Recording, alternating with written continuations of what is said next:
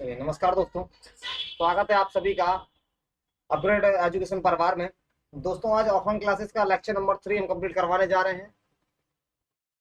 तो आज हम लोग दोस्तों बात करने वाले हैं लेक्चर नंबर 3 का हिस्ट्री टॉपिक के लेकर के। दोस्तों, आज हम जिस लेक्चर को बेटा कंप्लीट करवाने जा रहे हैं उस लेक्चर का बेटा नाम होगा वैदिक काल। उसका नाम क्या होगा बेटा? उसका नाम होगा वैदिक काल, है ना। वैदिक सभ्यता होगा बेटा, जिसे हम लोग आर्यों की सभ्यता के नाम से जानते हैं।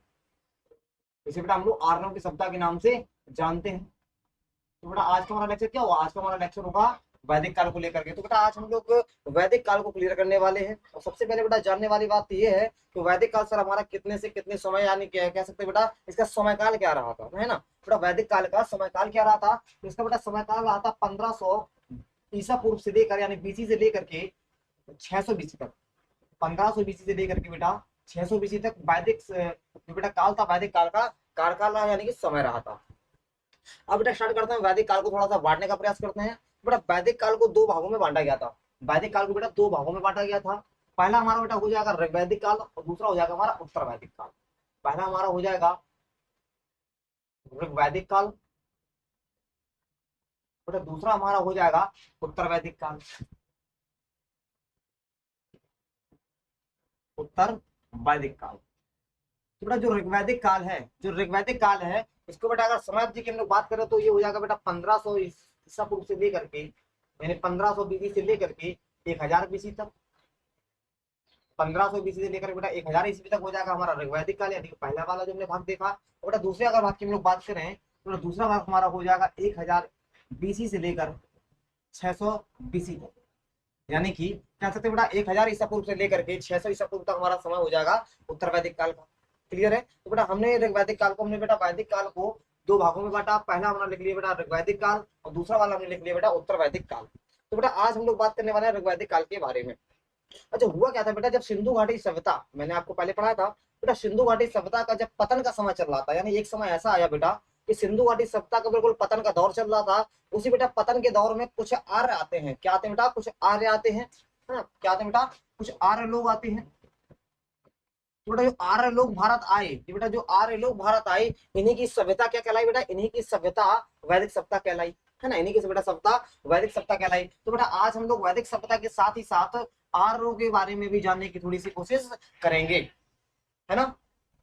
पहले वैदिक सभ्यता को बेटा पढ़ेंगे, उसके बाद हम लोग आर्यों के बारे में भी जानकारी थोड़ा सा निकालेंगे। चलिए, तो बेटा आज के हम लोग जो है सेशन बेटा प्रारंभ करने से पहले एक बेटा बात जान लेते हैं। बेटा जो वैदिक सभ्यता होती है ना, तो बेटा जो वैदिक जो शब्द है, ये बेटा वैदिक शब्द किस शब्द से बना है? तो बेटा ये शब्द बना है वेद शब्द से। किस शब्द से बना है बेटा? वेद शब्द से बना है। अब ये सर वेद शब्द जो है बेटा, ये जो वेद शब्द है ये बेटा संस्कृत के वेद शब्द से बना है ना। ये संस्कृत के वेद शब्द से बना है। ये बेटा वेद शब्द से बना है, ये बेटा संस्कृत के वेद शब्द से बना है। बेटा ये वेद शब्द का अर्थ होता है, इस बेटा वेद शब्द का जो अर्थ होता है, इस वेद शब्द का बेटा जो अर्थ होता है, इसका अर्थ क्या होता है? तो इसका अर्थ होता है बेटा जानना, है ना। इसका अर्थ बेटा होता है जानना। इस बेटा वेद शब्द का अर्थ होता है जानना। तो बेटा जानना, क्या जानना? तो बेटा ज्ञान जानना। क्या जानना? हाँ बेटा ज्ञान जानना।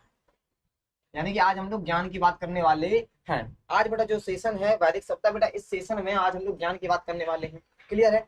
अच्छा, एक बात और बेटा, एक शब्द होता है बेटा पुरुषार्थ। क्या होता है? एक शब्द होता है पुरुषार्थ। अब बेटा क्वेश्चन आता है, एक बात और बेटा कि इस सेशन को हम स्टार्ट तो कर ही चुके हैं। तो बेटा इस सेशन में हम केवल उन्हीं टॉपिकों पर बात करने वाले हैं जो कि हमारे एग्जाम की दृष्टि से, बेटा किसी भी एग्जाम की दृष्टि से बहुत ही महत्वपूर्ण होने वाले हैं, बहुत ही इंपॉर्टेंट होने वाले हैं। क्लियर है? तो बेटा एक शब्द होता है पुरुषार्थ। अब इस बेटा सवाल आता है, इस पुरुषार्थ शब्द में बेटा, इस पुरुषार्थ शब्द में मतलब कि कह सकते हैं कितने प्रकार का होता है ना, ये कितने टाइप का होता है। तो बेटा पुरुषार्थ जो शब्द होता है तो बेटा 4 प्रकार का होता है। कितने प्रकार का होता है बेटा? 4 प्रकार का होता है। कौन कौन से सर प्रकार होते हैं? तो बेटा पहला आ जाएगा आपका धर्म, अर्थ, कर्म और मोक्ष। धर्म, अर्थ, कर्म और मोक्ष, ये बेटा पुरुषार्थ शब्द 4 प्रकार के होते हैं। धर्म, अर्थ, कर्म और मोक्ष। अब बेटा जो मोक्ष शब्द है, ये बेटा जो मोक्ष शब्द है, ये बेटा मोक्ष शब्द 3 प्रकार का होता है। कितने प्रकार का होता है भैया? 3 प्रकार का होता है। बेटा मोक्ष, मोक्ष होता है बेटा मुक्ति। मोक्ष कैसे कहते हैं? तो बेटा मोक्ष कहते हैं हम लोग मुक्ति को। अब मुक्ति बेटा कितने तरीके से मिलती है? तो बेटा मुक्ति 3 तरीके से मिलती है। बेटा वो कौन कौन से 3 तरीके हैं? तो बेटा पहला जो आ जाएगा तरीका हमारा वो आ जाएगा बेटा ज्ञान, है ना, पहला आ जाएगा ज्ञान। अगर बेटा अच्छा हम लोग ज्ञान लेते हैं, अच्छी बेटा नॉलेज लेते हैं तो हमें मुक्ति जल्दी मिल सकती है ना। किसी बेटा गुरु के माध्यम से अगर हम लोग ज्ञान जो है अच्छा लेते हैं, अच्छी बेटा नॉलेज अपने अंदर डालते हैं तो हमें मोक्ष की प्राप्ति जल्दी हो सकती है। इसके बाद बेटा जो दूसरा होता है वो होता है बेटा अच्छे कर्म।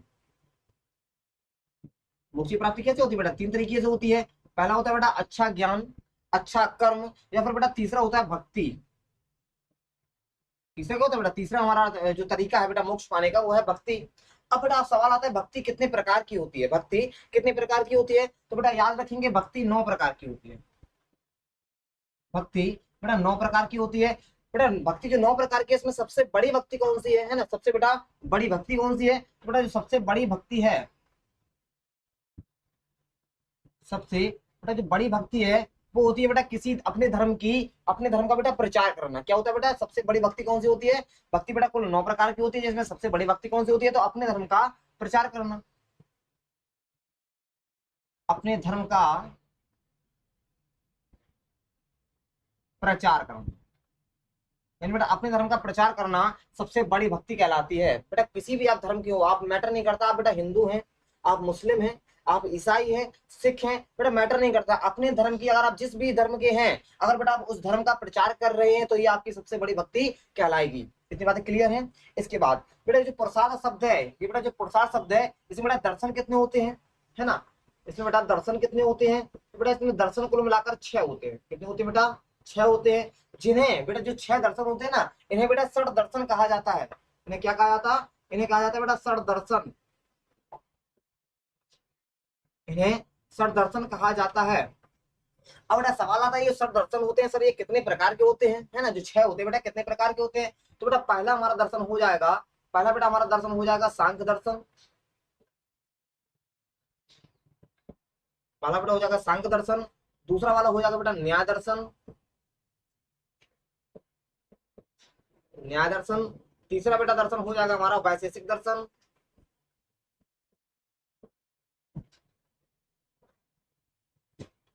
वैशेषिक दर्शन। चौथा बेटा हमारा हो जाएगा चार्वाक दर्शन।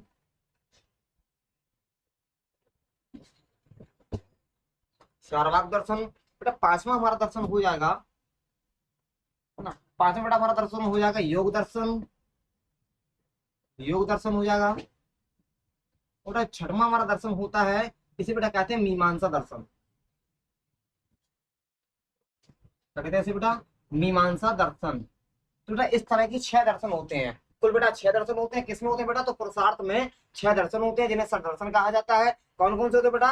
सांख्य दर्शन, न्याय दर्शन और वैशेषिक दर्शन, है ना, चार्वाक दर्शन, योग दर्शन और मीमांसा दर्शन।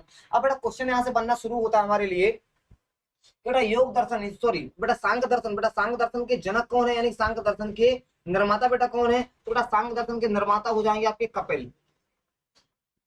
सांख्य दर्शन के निर्माता बेटा कौन हो जाएंगे? बेटा सांख्य दर्शन के निर्माता हो जाएंगे कपिल हो जाएंगे। बेटा न्याय दर्शन के बेटा निर्माता कौन है? तो न्याय दर्शन के निर्माता हो जाएंगे आपके गौतमी। न्याय दर्शन के निर्माता कौन हो जाएंगे बेटा? गौतमी हो जाएंगे। वैशेषिक दर्शन के निर्माता कौन है? तो बेटा वैशेषिक दर्शन के निर्माता हो जाएंगे कणाद। कणाद हो जाएंगे। इसमें बेटा चार्वाक दर्शन के निर्माता कौन है? बेटा चार्वाक निर्माता के दर्शन है, चारवाक दर्शन के बेटा निर्माता है चारवाकी है ना, चारवाक दर्शन के बेटा निर्माता चारवाकी है। इसका बेटा आता है योग दर्शन। बेटा योग दर्शन के निर्माता आपके हो जाएंगे पतंजलि, पतंजलि हो जाएंगे। अब बेटा मीमांसा दर्शन की अगर बात करें तो बेटा मीमांसा दर्शन को 2 भागों में बांटा गया है ना, मीमांसा दर्शन को 2 भागों में बेटा बांटा गया है। कौन कौन से सर 2 भाग हैं? बेटा पहला हो जाएगा आपका उत्तर मीमांसा दर्शन, उत्तर मीमांसा दर्शन। बेटा दूसरा हो जाता है पूर्व मीमांसा दर्शन,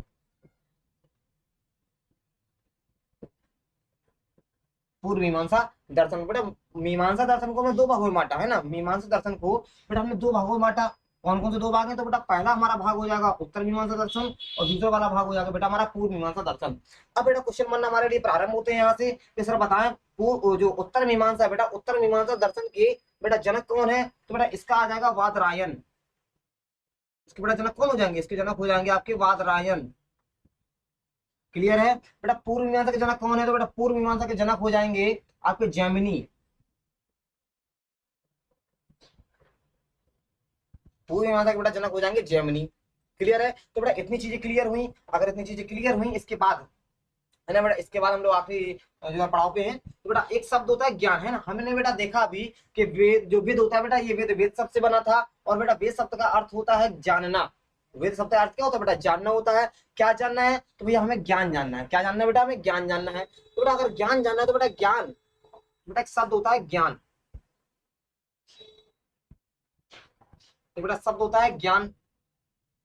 अब बेटा सवाल ये आता है बस भैया कि जो ज्ञान शब्द है बेटा, ये ज्ञान कितने तरीके से लिया जा सकता है? बेटा ज्ञान कितने तरीकों से लिया जा सकता है? तो बेटा ज्ञान लेने के सिर्फ दो तरीके होते हैं। ज्ञान लेने के बेटा दो तरीके होते हैं। पहला जो बेटा तरीका होता है, ये होता है ऋतु श्रुति। पहला बेटा जो तरीका होता है वो होता है श्रुति। बेटा जो दूसरा तरीका होता है वो होता है स्तुति। यानी कि बेटा हम कह सकते हैं, या तो श्रुति तरीके से हम लोग ज्ञान लेंगे, या फिर बेटा स्तुति करने से हमें ज्ञान की प्राप्ति हो सकती है। अब बेटा जो आता है श्रुति, तो बेटा श्रुति में क्या होता है? तो बेटा श्रुति में होते हैं वेद, उपनिषद, वेद उपनिषद, और बेटा एक आता है आरण्यक। वेद उपनिषद और आरण्यक, ये बेटा हो जाते हैं हमारे श्रुति में आते हैं ना। श्रुति बेटा ज्ञान, जिस कह सकते हैं बेटा, जो श्रुति एक तरीका है ज्ञान लेने का, ज्ञान अर्जित करने का बेटा एक तरीका होता है श्रुति। श्रुति मतलब होता है बेटा सुनना, यानी सुनने से अगर ज्ञान की प्राप्ति में होती है तो बेटा क्या सुनना है हमें? हमें बेटा वेद सुनना है, उपनिषद सुनना है और आरण्यक सुनना है। एक बेटा होता है स्तुति। स्तुति मतलब होता है बेटा गान, यानी गाने से हमें ज्ञान की प्राप्ति होती है। तो बेटा गाने, स्तुति है बेटा, स्तुति में क्या आता है? तो बेटा पहला आ जाता है आपका पुराण, पुराण आ जाएगा। इसके बेटा महाकाव्य आ जाएगा, पुराण और बेटा महाकाव्य आ जाएगा। अब बेटा जो महाकाव्य है, बेटा जो महाकाव्य है ये बेटा दो तरीके का होता है। महाकाव्य बेटा दो तरीके के होते हैं। पहला बेटा होता है महाकाव्य हमारा महाभारत आ जाएगा। पहला बेटा क्या है? महाभारत आ जाएगा। और दूसरा वाला बेटा आता है रामायण आ जाएगा, रामायण आ जाएगा। अब बेटा महाभारत की अगर बात करें, अगर बेटा महाभारत की हम लोग बात करें तो बेटा महाभारत को जय संहिता भी कहा जाता है। महाभारत को बेटा जय संहिता भी कहा जाता है। महाभारत को बेटा जय संहिता भी कहा जाता है। अब बेटा क्वेश्चन आता है यहाँ से कि बताएं आप हमें, जो जय संहिता है बेटा, जो जय संहिता है यानी कि महाभारत है, इसके बेटा लेखक कौन है? तो बेटा इसका लेखक है ना बेटा, इसका लेखक थोड़े बेटा, इसमें कितने श्लोक हैं? इसमें बेटा कितने श्लोक है? तो बेटा इसमें 1,00,000 श्लोक हैं। कितने श्लोक है बेटा? इसमें 1,00,000 श्लोक हैं। और बेटा इसका अगर आपसे पूछा जाए जय संहिता का लेखक कौन है, तो बेटा महर्षि वेद व्यास हो जाएंगे। कौन हो जाएंगे बेटा? महर्षि वेद व्यास बेटा हो जाएंगे, है ना। इसके बाद बेटा आता है रामायण। सर रामायण, बेटा रामायण को हम लोग दो भागों में बांटते हैं। रामायण को बेटा हम लोग दो भागों में बांटते हैं। पहला, यहाँ बेटा थोड़ा सा हम हटा देते हैं ऊपर का, आपको दिख नहीं रहा होगा।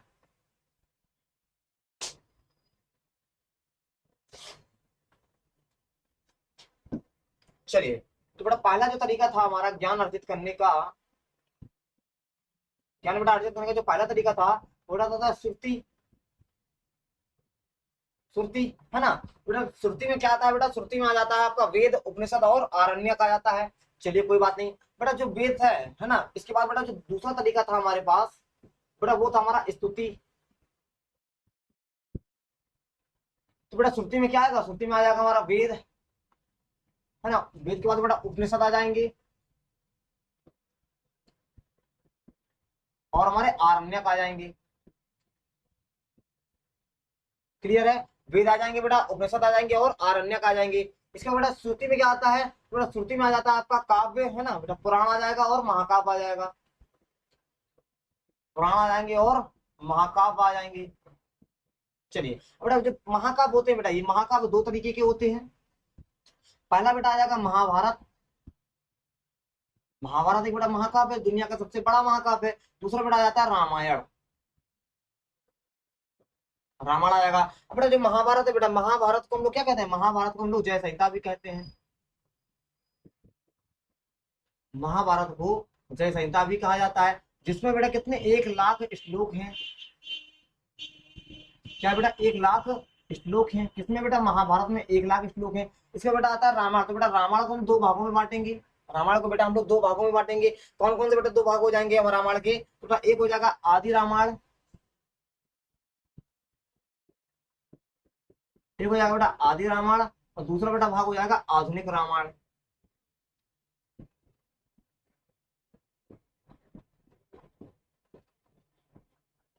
आदि रामायण और आधुनिक रामायण। अब बेटा क्वेश्चन बनना शुरू होता है कि सर आदि नारायण आज जो बेटा जो आदि रामायण है, बेटा इस आदि रामायण के लेखक कौन है? तो बेटा आदि रामायण के लेखक हो जाएंगे आपके मुसुंडी। कौन हो जाएंगे बेटा? मुसुंडी हो जाएंगे। आदि रामायण के बेटा लेखक हो जाएंगे मुसुंडी। बेटा आधुनिक रामायण, बेटा आधुनिक रामायण के सर लेखक कौन होंगे? बेटा आधुनिक रामायण के हो जाएंगे आपके लेखक वाल्मीकि।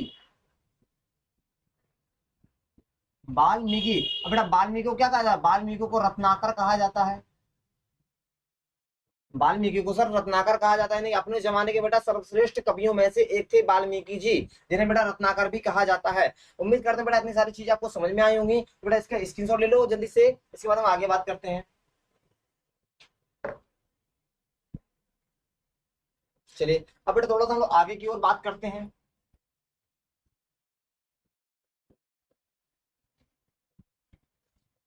मैंने आपसे बेटा पहले बोला था कि बेटा पढ़ाने वाले हम कुछ ऐसा हैं, कुछ बेटा ऐसा पढ़ाएंगे आपको जो आप लोगों ने अभी तक नहीं पढ़ा होगा, है ना। कुछ बेटा ऐसा ही पढ़ाएंगे आप लोगों को जो आप लोगों ने अभी तक नहीं पढ़ा होगा।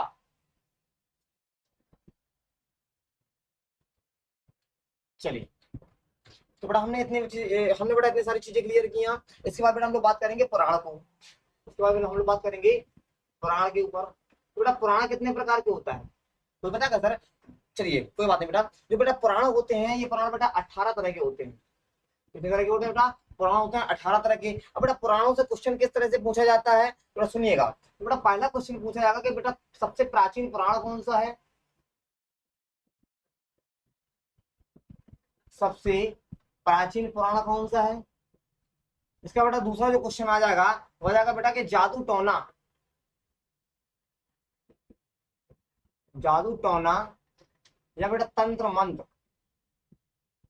जादू टोना या फिर बेटा तंत्र मंत्र किस पुराण में उल्लेख है इनका, है ना बेटा। सबसे प्राचीन पुराण बेटा कौन सा है? तो आपका आंसर हो जाएगा सर मत्स्य पुराण है। कौन सा बेटा? मत्स्य पुराण सबसे प्राचीन पुराण है, जिसमें बेटा विष्णु भगवान ने एक मछली का रूप धारण किया था। याद रहिए बेटा, मत्स्य पुराण में विष्णु भगवान का जो पहला रूप है बेटा वो मछली के रूप में हुआ था, जिन्हें बेटा मत्स्य कहा जाता है। इसके बाद बेटा जादू टोना तंत्र मंत्र, बेटा जादू टोना तंत्र मंत्र है ये किस पुराण में इसका उल्लेख है? तो बेटा आपका आंसर हो जाएगा सर अग्नि पुराण में इसका उल्लेख है। अग्नि पुराण में इसका उल्लेख है। चलिए इतनी बातें क्लियर है। इसके बाद बेटा हम लोग थोड़ा सा देखते हैं वेद। बेटा वेद कितने प्रकार के होते हैं? तो सर आपको सभी को पता है सर वेद जो है 4 प्रकार के होते हैं। वेद बेटा 4 प्रकार के होते हैं। कौन कौन से होते हैं बेटा? इसका एक क्रम होता है ना, इसका बेटा एक क्रम होता है वेद का। आपको बेटा क्रम याद रखना है ना।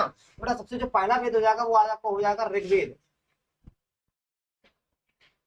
बेटा सबसे पहला आपका वेद हो जाएगा वो हो जाएगा ऋग्वेद। इसके बाद बेटा दूसरा आता है आपका यजुर्वेद। तीसरा बेटा होता है आपका सामवेद। चौथा वाला आ जाएगा बेटा अथर्ववेद। बेटा ये 4 तरह के कुल वेद होते हैं। कौन कौन से बेटा? ऋग्वेद, यजुर्वेद, सामवेद और अथर्ववेद। अब बेटा थोड़ा सा इनके वेद की हम लोग जो है जानकारी लेते हैं बेटा, आगे चल करके इनकी जानकारी लेंगे हम लोग। क्लियर है? आगे बेटा हम लोग एक एक करके वेदों को पढ़ेंगे। क्लियर है इतना? इसका बेटा वेदांग कितने होते हैं? वेदांग बेटा कितने होते हैं? बेटा वेदांग की संख्या कुल 6 होती है। कौन कौन से बेटा होते हैं? तो होता है शिक्षा, कल्प, निरुक्त। शिक्षा हो गया बेटा, कल्प, निरुक्त, छंद, व्याकरण और ज्योतिषी। ये बेटा होते हैं 6 तरह के वेदांग। ये बेटा 6 तरह के वेदांग होते हैं। कौन कौन से बेटा? शिक्षा, कल्प, निरुक्त, छंद, व्याकरण और ज्योतिषी हो गए। ये बेटा वेदांग की हम लोग आगे चर्चा करेंगे। जब हम लोग बेटा वेद को पढ़ेंगे तो वहां पर हम लोग थोड़ी सारे वेदांग पर भी डालेंगे। इसके बाद बेटा आता है उपनिषद कितने हैं?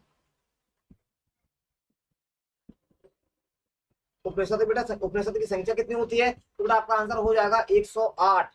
कितने बेटा? 108। बेटा उपनिषद 108 है, इसीलिए हम जब कोई भी मंत्र का उच्चारण करते हैं बेटा, हम जब कोई मंत्र का उच्चारण करते हैं, कोई अगर आपने देखा होगा बेटा जब कोई पूजा होती है तो हर किसी मंत्र का 108 बार उच्चारण किया जाता है बेटा। इसीलिए किया जाता है क्योंकि उपनिषद की संख्या कितनी है बेटा? 108 होती है, यानी कि एक मंत्र हमारा, यानी एक उच्चारण बेटा हमारा एक उपनिषद को समर्पित होता है।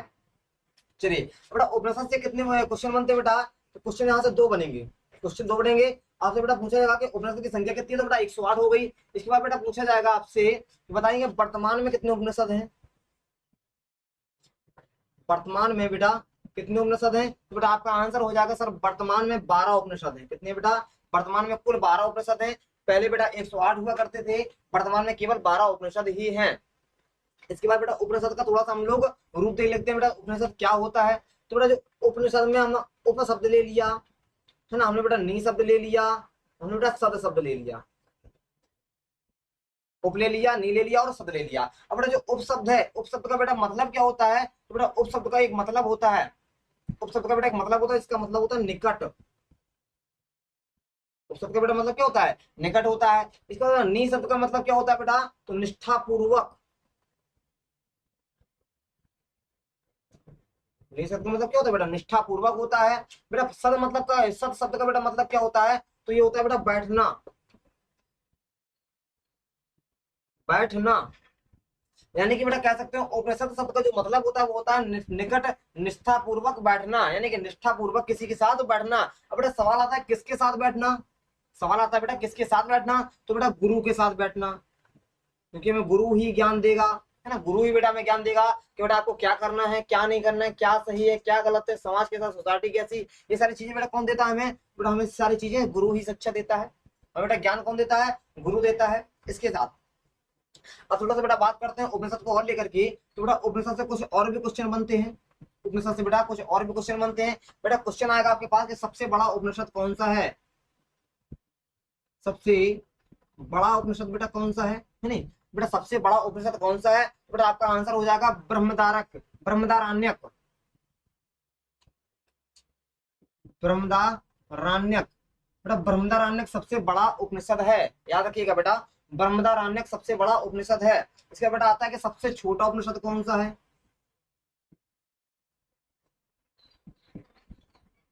सबसे छोटा बेटा उपनिषद कौन सा है, तो आपका बेटा आंसर हो जाएगा मांडूक्य। क्या बेटा, मांडूक्य उपनिषद सबसे छोटा उपनिषद है, मांडूक्य उपनिषद बेटा सबसे छोटा उपनिषद है। इसका बेटा आपसे क्वेश्चन पूछा जाएगा कि सत्यमेव जयते, एक बड़ा शब्द है सत्यमेव जयते, सत्यमेव जयते किस उपनिषद से लिया गया एक शब्द है ना बेटा, सत्यमेव जयते किस उपनिषद से लिया गया एक शब्द है, तो बेटा आपका आंसर यहाँ पर हो जाएगा कि सर सत्यमेव जयते सर मुंडक उपनिषद से लिया गया एक कह सकते हैं बेटा वाक्य है, मुंडक उपनिषद, बेटा मुंडक उपनिषद से लिया गया एक वाक्य है सत्यमेव जयते। अब बेटा जो सत्यमेव जयते है, ये बेटा सत्यमेव जयते केवल एक क्या कहते छोटा सा एक बेटा उपवाक्य है, ये केवल बेटा ये पूर्ण वाक्य नहीं है, ये बेटा छोटा सा उपवाक्य है। बेटा एक बहुत बड़ा श्लोक है जिसमें एक लाइन आती है बेटा सत्यमेव जयते, क्लियर है। तो सत्यमेव जयते बेटा कहां से लिया गया, तो आपका आंसर हो जाएगा मुंडक उपनिषद से लिया गया है। चलिए इसके बाद बेटा थोड़ा सा हम लोग और बात करते हैं, एक और बेटा आता है जामालो उपनिषद। क्या आता है बेटा, जामालो उपनिषद। बेटा सवाल आता है जामालो उपनिषद से क्या लिया गया है, तो बेटा आपका आंसर हो जाएगा आश्रम व्यवस्था, आश्रम व्यवस्था। बेटा पूछा जाएगा क्वेश्चन आश्रम व्यवस्था किस उपनिषद से ली गई थी, तो बेटा आपका आंसर हो जाएगा जामालो उपनिषद से,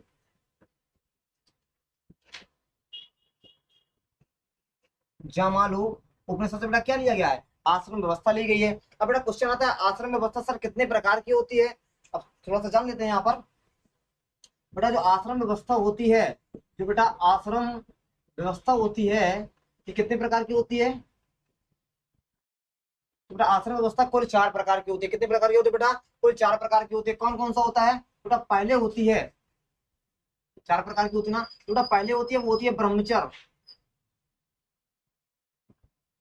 पहली बेटा होती है ब्रह्मचर्य। दूसरा बेटा दूसरी बेटा जो व्यवस्था होती है उसे कहते हैं बेटा गृहस्थ, क्या कहते हैं, गृहस्थ। पहला हो गया बेटा ब्रह्मचर्य, दूसरा हो गया गृहस्थ, तीसरा होता है बेटा वानप्रस्थ, तीसरा होता है वानप्रस्थ, और चौथा बेटा होता है सन्यासी, चौथा होता है सन्यासी। तो ये 4 तरह की होती है हमारी आश्रम व्यवस्था। कितने प्रकार की होती है बेटा, 4 प्रकार की होती है आश्रम व्यवस्था। कौन कौन सी, पहला हो जाएगा ब्रह्मचर्य, गृहस्थ, वानप्रस्थ और सन्यासी। अब बेटा आता है थोड़ा सा इनका एज बेटा, इनकी एज क्या है, एज क्या कहती है। तो बेटा जो ब्रह्मचर्य होता है, जो बेटा ब्रह्मचर्य होता है, जो बेटा जीरो वर्ष से लेकर के 25 वर्ष, यहाँ पर एक लिख लेते हैं, जीरो नहीं बेटा, 1 वर्ष से लेकर के 25 वर्ष तक बेटा चलता है हमारा क्या, ब्रह्मचर्य जीवन चलता है ना। हमारा बेटा क्या चलता है, हमारा ब्रह्मचर्य जीवन चलता है। बेटा ब्रह्मचर्य जीवन का तात्पर्य है यानी कि बेटा कन्याओं से दूर रहना। क्या है बेटा, कन्याओं से दूर रहना, अपना बेटा जीवन अपने माता पिता के प्रति बेटा लगाव रखना है ना, अपने बेटा माता पिता की सेवा करना, ना ही बेटा ये लड़कियों से दूर रहना, ये बेटा ब्रह्मचर्य जीवन कहता है। बेटा गृहस्थ जीवन की बेटा उम्र क्या होती है, तो बेटा गृहस्थ जीवन की उम्र होती है 25 वर्ष से लेकर के 25 वर्ष से लेकर के बेटा 50 वर्ष तक, यानी बेटा कह सकते हैं हम लोग शादीशुदा आदमी। तो होता है बेटा शादीशुदा आदमी यानी कि मैरिड। बेटा जो मैरिड आदमी होते हैं ना, मैरिड जो पर्सन होते हैं बेटा, वो गृहस्थ जीवन में आते हैं। किसमें आते हैं बेटा, वो गृहस्थ जीवन में आते हैं। इसके बाद देखते हैं बेटा वानप्रस्थ। वानप्रस्थ व्यवस्था बेटा क्या होता है, तो 50 वर्ष से लेकर के 75 वर्ष तक की बेटा जो आयु होती है उसे बेटा कहते हैं वानप्रस्थ व्यवस्था। क्या कहते हैं बेटा, वानप्रस्थ व्यवस्था। इसके बाद बेटा आता है लास्ट सन्यासी, यानी बेटा 75 वर्ष से लेकर के 100 वर्ष तक। बेटा 75 वर्ष से लेकर के 100 वर्ष तक जो हमारी व्यवस्था चलती है, जो बेटा एक आयु का जो बेटा एक सिस्टम चलता रहता है ना, इस बेटा आयु के सिस्टम को क्या कहते हैं, सन्यासी कहते हैं। क्या कहते हैं बेटा, सन्यासी व्यवस्था कहते हैं। तो ये हो गई बेटा हमारी आश्रम व्यवस्था कुल 4 प्रकार की। अब बेटा जो आता है वानप्रस्थ, क्या था बेटा, वानप्रस्थ। जो बेटा अगर कोई आदमी वन को जाएगा, अगर मान लीजिए किसी आदमी ने बेटा वानप्रस्थ बेटा व्यवस्था को चूज किया, किसी ने बेटा वानप्रस्थ व्यवस्था को चुन लिया, अब वो कहाँ जाएगा बेटा, वो वन में जाएगा। अब बेटा जो वन में जाएगा तो वहां पर क्या करेगा, वहां पर कुछ ना कुछ लिखेगा। वन में जाएगा बेटा कुछ ना कुछ लिखेगा, बेटा कुछ ग्रंथ लिखेगा। बेटा जो ग्रंथ लिखे जाते हैं, बेटा जो जंगलों में ग्रंथ लिखे जाते हैं, जो वन में जाकर के ग्रंथ लिखे जाते हैं, उन्हें बेटा कहते हैं आरण्यक। उन्हें क्या कहते हैं, उन्हें कहते हैं आरण्यक। समझ में आया। बेटा जो वानप्रस्थ व्यवस्था होती है बेटा 50 वर्ष से लेकर के 75 वर्ष की आयु तक, बेटा इस आयु में वनों में जो जंगलों में बेटा जो ग्रंथ लिखे जाते हैं, जो बेटा मंत्र लिखे जाते हैं, उन्हें कहा जाता है आरण्यक। क्या कहा जाता है, आरण्यक। अब बड़ा क्वेश्चन आता है आरण्यक की सर कुल कितनी संख्या है ना। बेटा जो आरण्यक होते हैं, इन बेटा आरण्यक की कुल कितनी संख्या है, तो बेटा आरण्यक की संख्या आपकी हो जाएगी, आरण्यक की बेटा संख्या कितनी है, बेटा आरण्यक की संख्या हो जाएगी 7। आरण्यक की संख्या कितनी है, बेटा आरण्यक ग्रंथ की संख्या हो जाएगी 7। कितना बेटा क्लियर है, इतनी बात समझ में आई। चलिए अगर बेटा इतनी बातें समझ में आई है तो थोड़ा सा इसको हटाते हैं और हम लोग जो है वेदों को पढ़ते हैं। हम लोग बेटा सबसे पहले कैसे पढ़ेंगे, ऋग्वेद को पढ़ेंगे, इसके बाद यजुर्वेद को पढ़ेंगे, फिर सामवेद को, फिर अथर्ववेद को। क्लियर है। चलिए इसके स्क्रीनशॉट ले लीजिए, जल्दी से आगे की ओर बात करते हैं। अब बेटा हमें पढ़ना क्या है, हमें पढ़ना है वेदों को, है ना। बेटा वेद क्या होते हैं, वेद क्या कहते हैं, है ना, थोड़ी सी जानकारी लेते रहेंगे हम लोग भी। वेदों से बेटा बहुत ज्यादा क्वेश्चन पूछे जाते हैं एग्जामों में, इसलिए बेटा वेदों को बहुत अच्छे से पढ़ना है हमें। जहां बेटा जरूरत होगी डीप जाने की वहां डीप जाया जाएगा, जहां जरूरत नहीं होगी वहां नहीं जाया जाएगा। चलिए तो बेटा सबसे पहले हम लोग पढ़ते हैं ऋग्वेद को। सबसे बेटा पहले हम लोग पढ़ते हैं ऋग्वेद को। हमारा बेटा पहला वेद है, क्या है बेटा पहला वेद, हमारा पहला वेद हो जाएगा ऋग्वेद। अब बेटा ऋग्वेद से क्वेश्चन किस तरह से पूछे जाते हैं, किस तरह से बेटा क्वेश्चन बनाए जाते हैं, जो एग्जामिनर होते हैं बेटा ये कितना टफ क्वेश्चन रख सकते हैं ऋग्वेद से, वही सारे क्वेश्चन को बेटा हम लोग यहाँ पर क्लियर करने वाले हैं। तो बेटा सबसे पहले आता है ऋग्वेद का सारा अन्य नाम क्या है। ऋग्वेद को बेटा और कितने नामों से जाना जाता है, तो बेटा ऋग्वेद का जो अन्य नाम हो जाएगा, बेटा ऋग्वेद के अन्य नाम 3 होते हैं। कौन कौन से होते हैं बेटा, तो एक होता है ऋचा मंत्र, और श्लोक। पहला होता है बेटा ऋचा, ऋग्वेद को बेटा ऋचा वेद भी कहा जाता है। बेटा ऋग्वेद को हम लोग मंत्र वेद भी कहते हैं, मंत्र वेद भी कहा जाता है। बेटा ऋग्वेद को श्लोक वेद भी कहा जाता है ना। बेटा ऋग्वेद का 3 अन्य नाम है बेटा, कौन कौन से हैं, ऋग्वेद को बेटा हम लोग ऋचा वेद भी कहते हैं, मंत्र वेद भी कहते हैं, और श्लोक वेद भी कहते हैं। चलिए इसके बाद बेटा आगे की ओर बढ़ते हैं। तो बेटा ये जो ऋग्वेद है, जो बेटा ऋग्वेद है बेटा सबसे प्राचीन वेद, क्या है बेटा, सबसे प्राचीन वेद है, यानी कह सकते हैं सबसे पुराना वेद है, सबसे प्राचीन वेद है। इसके बाद बेटा जो ऋग्वेद है ये बेटा ये बेटा पद्य भाषा में लिखा गया। इसमें बेटा यह है पद्य शैली में लिखा गया है। ऋग्वेद बेटा किस में लिखा गया, आपसे पूछा जाए ऋग्वेद किस में लिखा गया तो आपका आंसर हो जाएगा ये बेटा ऋग्वेद जो है ये पद्य शैली में लिखा गया है। चलिए ऋग्वेद जो है पद्य शैली में लिखा गया है। इसके बाद बेटा जो आगे बनता है तो बेटा ऋग्वेद की क्या कहते हैं बेटा उपनिषद क्या है, इस बार बेटा बहुत सारे क्वेश्चन बनते हैं, जैसे हम लिखते हुए चले जाएंगे, आपको समझाते हुए चले जाएंगे। बेटा सबसे पहला क्वेश्चन बनता है ऋग्वेद में अष्टक कितने हैं। ऋग्वेद में बेटा अष्टक कितने हैं। इसके बाद बेटा आ जाएगा ऋग्वेद में सूक्तियां कितनी हैं। ऋग्वेद में सूक्तियां कितनी हैं। बेटा ऋग्वेद में मंत्र कितने हैं। ऋग्वेद में बेटा मंत्र कितने हैं, है ना। ऋग्वेद में बेटा अक्षर कितने हैं। ऋग्वेद में शब्द कितने हैं। ऋग्वेद के बेटा पुजारी को क्या कहते हैं। ऋग्वेद का बेटा उपनिषद क्या है। क्लियर है। इसके बाद बेटा ऋग्वेद में मंडल कितने हैं। ये बेटा ऋग्वेद से कई ज्यादा क्वेश्चन बनते हैं इस तरह से। अब बेटा हमें पढ़ना क्या है, बेटा जो अष्टक होते हैं, बेटा जो ऋग्वेद में अष्टक होते हैं, तो बेटा 8 तरीके के होते हैं। कितने होते हैं ऋग्वेद में बेटा अष्टक की संख्या कितनी है, तो ऋग्वेद में अष्टक की जो संख्या है वो बेटा हो जाएगी 8। बेटा सूक्तियां कितनी है, तो सूक्तियां हो जाएंगी 1028। कितनी हो जाएगी बेटा, सूक्तियां हो जाएंगी 1028। मंत्र कितने हो जाएंगे बेटा 10,552। 10,552 बेटा ऋग्वेद में मंत्र है। अक्षर बेटा कितने, अगर अक्षर की बेटा बात आ जाए तो आपका आंसर हो जाएगा सर 4,32,000। 4,32,000 बेटा कुल अक्षर हैं। शब्द कितने हैं बेटा, तो शब्द आ जाएंगे 1 लाख नहीं, हाँ 1,53,864। 1,53,864 बेटा क्या है ऋग्वेद में शब्द हो जाएंगे। बेटा ऋग्वेद के पुजारी को क्या कहते हैं, बेटा पुजारी को कहते हैं हम लोग होत्र। पुजारी क्या कहते हैं बेटा, ऋग्वेद के पुजारी कहते हैं होत्र कहा जाता है। क्लियर है। इसके बाद बेटा ऋग्वेद के उपनिषद को क्या कहते हैं। ऋग्वेद में बेटा उपनिषद कौन कौन से होते हैं, तो बेटा 2 होते हैं। ऋग्वेद में बेटा उपनिषद 2 होते हैं। पहला होता है कौस्तीय,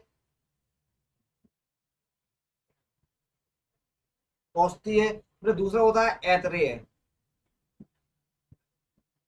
ऋग्वेद में बेटा 2 उपनिषद होते हैं, पहला होता है कौस्तीय, दूसरा होता है ऐतरेय। इसके बाद बेटा ऋग्वेद में मंडल कितने हैं, तो ऋग्वेद में कुल 10 मंडल हैं। क्लियर है। तो बेटा ये हुआ हमारा ऋग्वेद का फंडा। ये हमारा बेटा ऋग्वेद का जो भी क्वेश्चन बनते हैं ऋग्वेद से बेटा, ये सारे हमने क्लियर कर लिए। अब इसके बाद थोड़ा सा हम लोग आगे चलते हैं ना, हम लोग थोड़ा सा मंडलों के ऊपर बात करते हैं। यहाँ से हटा के यहाँ लिखे दे रहे हैं इसे। ऐतरेय। हाँ तो बेटा यहाँ पर थोड़ा सा और हम लोग विस्तार से जानते हैं ऋग्वेद को। अब बेटा ऋग्वेद में होता है क्या, ऋग्वेद के मंडल से क्वेश्चन बनना प्रारंभ हो जाते हैं। तो बेटा ऋग्वेद में हमने पढ़ा भी, ऋग्वेद में बेटा 10 मंडल होते हैं कुल मिलाकर। अब बेटा ऋग्वेद के मंडलों से क्वेश्चन बनना प्रारंभ हो जाते हैं। अब देखते हैं बेटा किस तरह से क्वेश्चन बनना प्रारंभ होते हैं। बेटा पूछा जाएगा ऋग्वेद के तीसरे मंडल में, ऋग्वेद के तीसरा मंडल है, इसमें बेटा क्या है।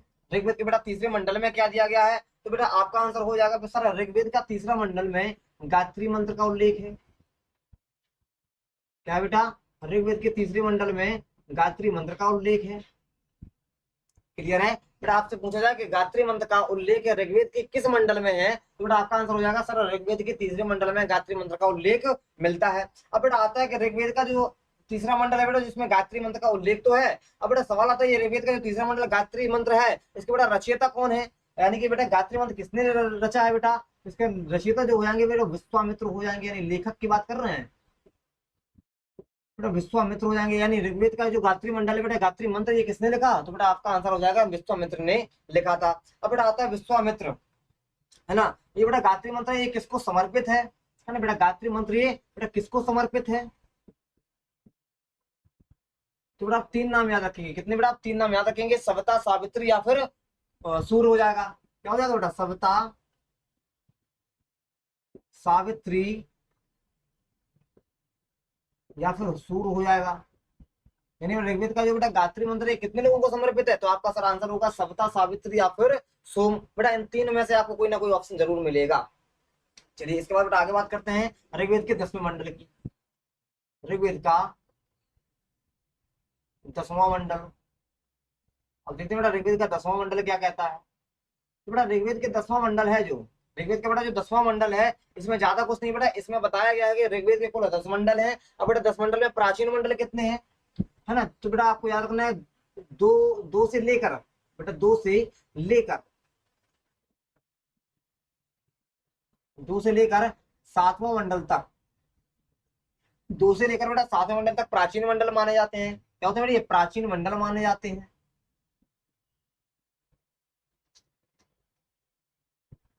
क्लियर है बेटा, 2 से लेकर 7 तक प्राचीन मंडल माने जाते हैं। इसके बाद बेटा आता है कि इन मंडलों में 2 से लेकर 7 मंडलों में किस चीज की जानकारी मिलती है, तो बेटा आप लोग हमें बताएंगे कि सर इसमें या तो कुल की जानकारी मिलती है, या बेटा वंश की जानकारी मिलती है, या फिर परिवार की जानकारी मिलती है। इसीलिए बेटा ने क्या कहा जाता है, ऋग्वेद के बेटा दूसरे से लेकर के 7वें मंडल को क्या कहा जाता है बेटा, कुल मंडल, वंश मंडल या फिर परिवार मंडल भी कहा जाता है। इतनी बातें क्लियर है। इसके बाद हम लोग बेटा बात करते हैं 7वें मंडल की।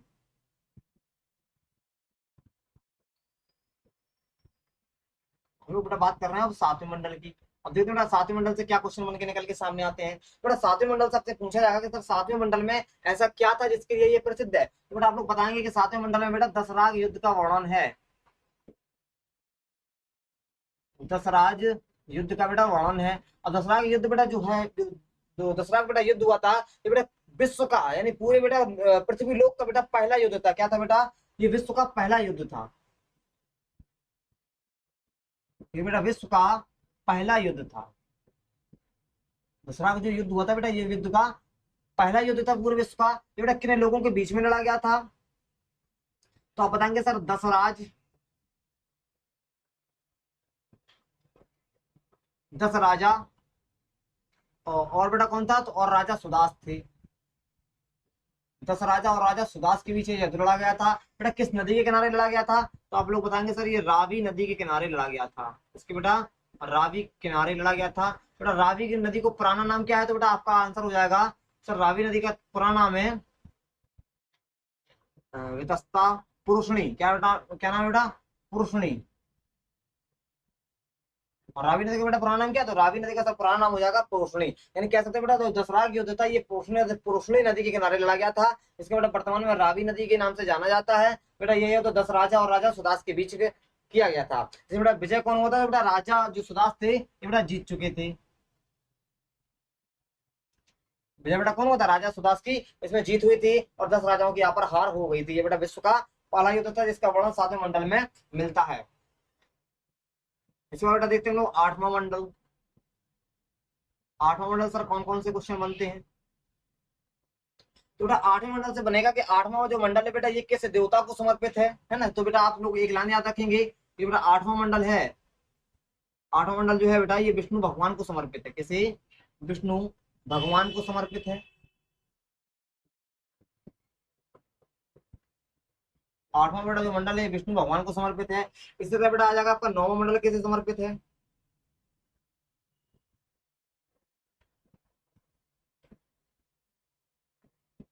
9वां मंडल बेटा किसे समर्पित है, तो बेटा 9वां मंडल है आपका देवता सोम को समर्पित है। किसे बेटा, सोम देवता को समर्पित है। अब सोम देवता को बेटा चांद का देवता भी कहा जाता है। सोम देवता को बेटा चांद का देवता भी कहा जाता है।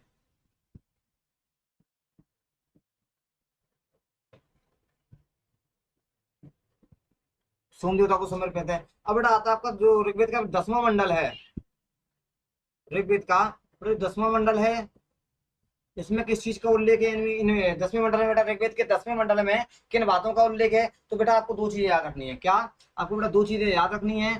जो पहला बेटा हो जाएगा, पहला बेटा जो हो जाएगा वो आता है बेटा नदियों का उल्लेख है। ऋग्वेद के 10वें मंडल में बेटा किसका उल्लेख है, तो नदियों का उल्लेख है,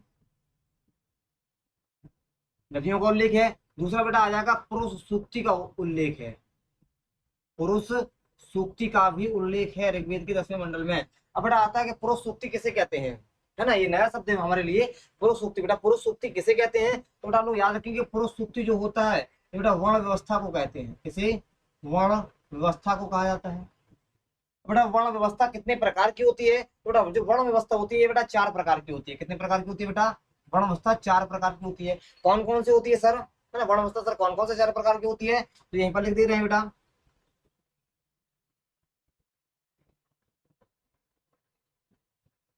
वर्ण व्यवस्था, वर्ण व्यवस्था बेटा पहला जो होता है ये आपका होता है बेटा ब्राह्मण,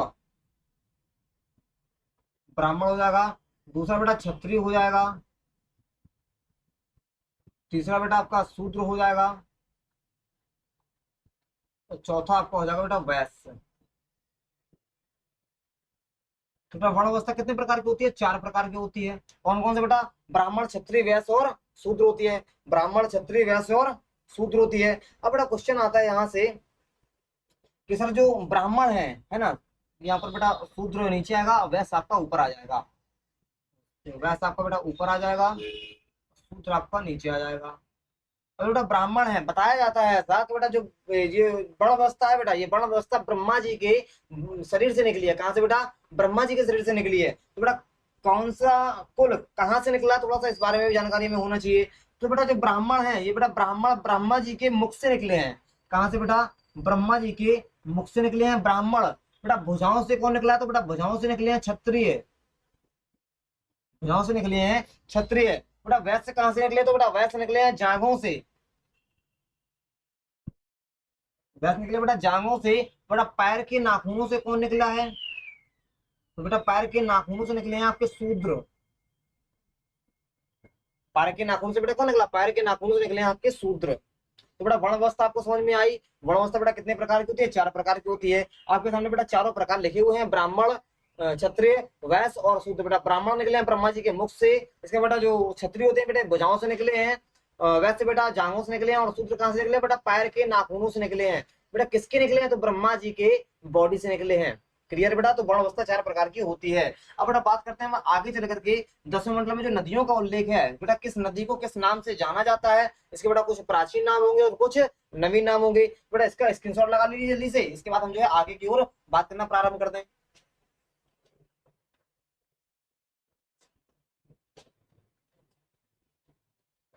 तो बेटा ऋग्वेद से बनने वाले सभी क्वेश्चनों को हमने यहाँ पर कंप्लीट किया है ना। हमने बेटा ऋग्वेद से बनने वाले सभी क्वेश्चनों को कंप्लीट किया।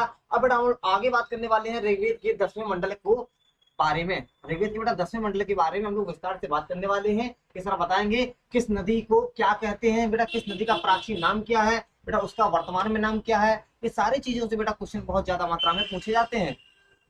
कोई भी बेटा परीक्षा हो आपकी, अगर बेटा हिस्ट्री से अगर क्वेश्चन आपका पूछा जाएगा तो हम वादा करते हैं आपसे बेटा, प्रॉमिस कर रहे हैं कि आपसे कभी भी हिस्ट्री का बेटा कोई क्वेश्चन नहीं छूटा जाएगा। चलिए तो बेटा हम लोग यहाँ पर बात करते हैं कुछ पुरानी नदियों के बारे में और कुछ नई नदियों के बारे में। तो हम यहाँ पर बेटा लिख लेते हैं पुरानी नदी, पुरानी नदी, और यहाँ पे लिख लेते हैं बेटा नया नाम। यानी कि बेटा नए को क्या कहते हैं, पुरानी नदी को क्या कहते हैं। क्लियर है? हमने हमने यहाँ पे बेटा हमने लिखा पुरानी नदी और यहाँ पे लिख लिया बेटा नया नाम। अब बेटा नया नाम में सबसे पहले हम लोग लिखेंगे सिंधु नदी को। सिंधु नदी को लिख लिया। सिंधु का बेटा इसकी सारी नदी कितनी थी? 5 थी। सिंधु का बेटा झेलम थी, चिनाव थी, रावी थी, व्यास थी और सतलज थी, है ना। ये बेटा हमारे सिंधु की 5 सहायक नदियां हो गई। इसके बेटा हम पढ़ेंगे गंगा नदी को, सरस्वती नदी को, गोमती नदी को क्या कहा जाता था बेटा पहले के समय, और इसके बाद हम लोग देखेंगे बेटा गंडक नदी को। तो बेटा ये कुछ नदियां हो गई जिनका हमें प्राचीन नाम भी जानना हमारे लिए उतना ही जरूरी है जितना कि बेटा हमारे लिए आज का टॉपिक है वैदिक सभ्यता। क्लियर है? तो बेटा हम लोग बात करने वाले हैं पुरानी नदियों को लेकर के। तो बेटा जो सिंधु नदी है, तो बेटा सिंधु नदी का पुराना नाम क्या था? तो बेटा सिंधु नदी का पुराना नाम क्या था? तो सिंधु नदी का पुराना नाम था सिंधु। सिंधु को बेटा सिंधु ही कहा जाता था। इसके बाद बेटा जो झेलम है, बेटा झेलम नदी का पुराना नाम क्या था? बेटा झेलम नदी का आ जाएगा पुराना नाम वितस्ता। वितस्ता। बेटा झेलम नदी को क्या कहते थे? वितस्ता कहते थे।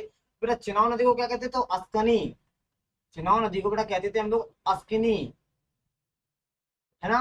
रावी नदी को बेटा क्या कहा था? तो बेटा रावी नदी को आप लोग याद रखेंगे, रावी नदी को कहा जाता था पुरुषणी नदी, जहां पर बेटा 10 लाख युद्ध हुआ था, जहां पर 10 लाख युद्ध हुआ था, पुरुषणी नदी हो गया। बेटा व्यास नदी को क्या कहता था? बेटा व्यास नदी का जो पुराना नाम था, है ना, व्यास नदी का बेटा जो पुराना नाम था इसे कहते थे बेटा विपाशा। विपाशा, विपाशा बसु नहीं बेटा, विपाशा। चलिए बेटा सतलज नदी का पुराना नाम क्या था? तो हो जाएगा सुतुद्री। सुतुद्री। बेटा गंगा नदी का क्या नाम था? हो जाएगा आपका जानवी। जानवी। सरस्वती बेटा नदी का क्या पुराना नाम था? तो सरस्वती नदी का बेटा नाम था सरस्वती। सरस्वती का बेटा सरस्वती ही रहा, चेंज नहीं हुआ। सरस्वती और सिंधु नदी का बेटा नाम चेंज नहीं हुआ था। अब बेटा आता है गोमती नदी। तो बेटा गोमती नदी का पुराना नाम क्या था? तो ये था आपका गोमत, है ना। बेटा गंडक नदी का पुराना नाम क्या था? तो बेटा गंडक नदी का था सदा नीरा, सदा नीरा। इसके बाद बेटा आप लोग याद रखेंगे काबुल नदी, तो ये अफगानिस्तान में बहती है। बेटा काबुल नदी का पुराना नाम क्या था? तो बेटा आ जाएगा आपका कुबा,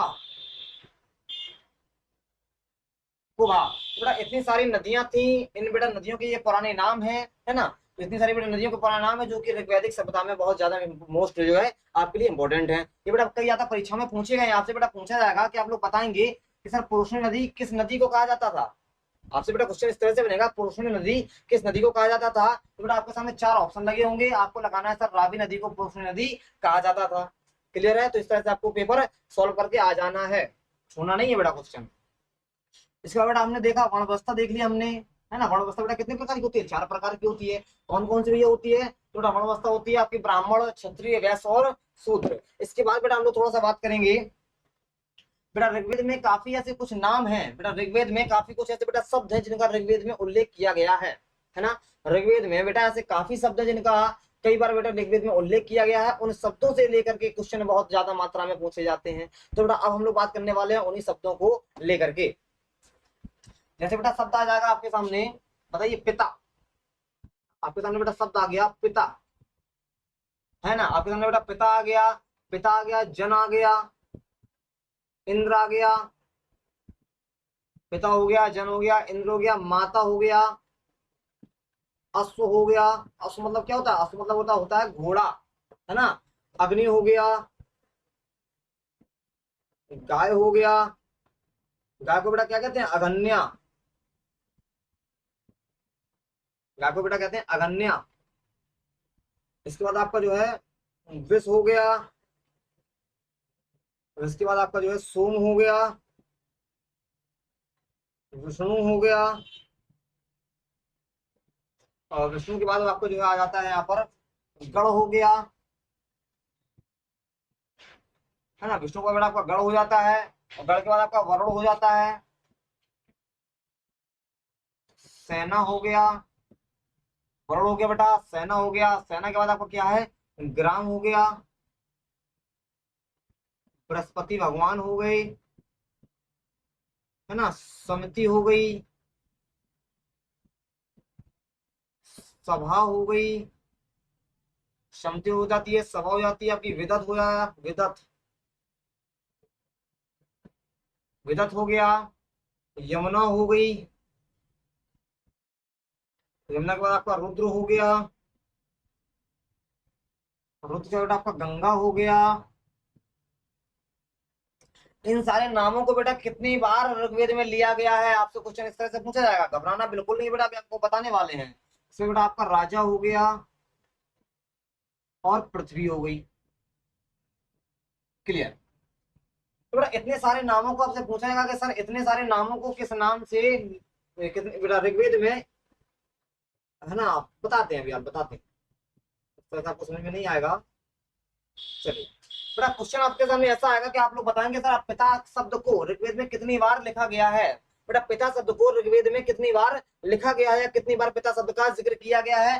सर आपका आंसर हो जाएगा 375 बार। कितनी बार बेटा? 375 बार,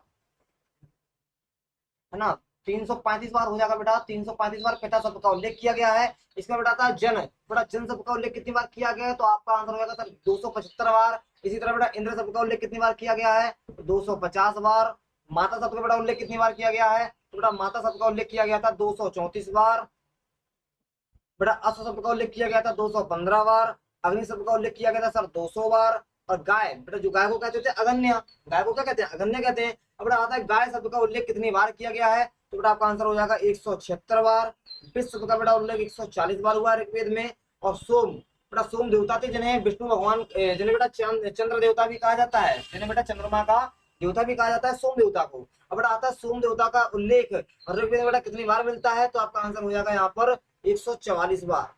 कितनी बार बेटा? 144 बार। तो यहाँ पर विष्णु आपका 170 हो जाएगा, 144 बार। बेटा विष्णु का जो विष्णु है, सोम के बाद बेटा एक और नाम लिख लो यहाँ पर, विदत, है ना। तो बेटा सीरियल से लोग चलते रहेंगे,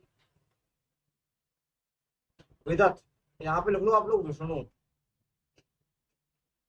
चलिए हाँ, अब क्लियर है। हाँ तो बेटा इसके बाद सोम के बाद आ जाता है विदत। तो बेटा विदत शब्द का उल्लेख कितनी बार मिलता है बेटा? तो विदत शब्द का उल्लेख मिलता है सर 125 बार। 125 बार। 122 हो जाएगा बेटा, यहाँ पर 25 नहीं होगा, 22 हो जाएगा। इसका बेटा मिलता है विष्णु। तो बेटा विष्णु शब्द का उल्लेख ऋग्वेद में कितनी बार किया गया है? सर आपका आंसर हो जाएगा 30 बार। कितनी बार बेटा? केवल 30 बार। इसका बेटा आता है आपका सोम, गण। विष्णु हो गया बेटा। विष्णु के बाद आता है आपका सेना। विष्णु के बाद आता है आपका सेना। तो बेटा सेना शब्द का उल्लेख कितनी बार हुआ है? कुल 20 बार हुआ है। बेटा ग्राम शब्द का उल्लेख कितनी बार हुआ है? बेटा ग्राम शब्द का उल्लेख कुल 13 बार हुआ है। बृहस्पति का उल्लेख कितनी बार हुआ है? 11 बार हुआ है।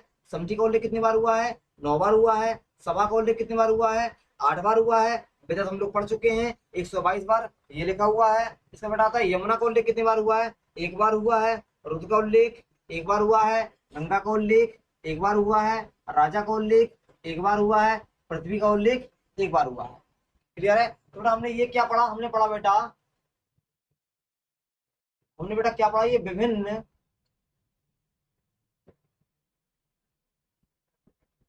शब्दों का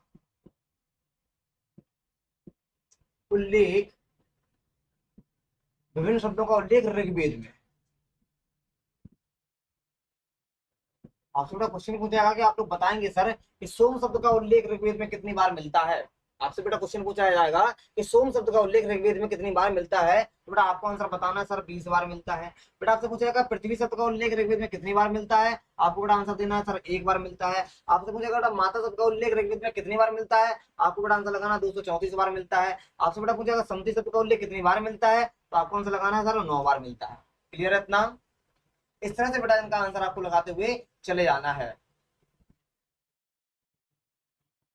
बेटा वरुण नहीं है, ये बेटा विष्णु थे। विष्णु के बाद आपके कौन थे?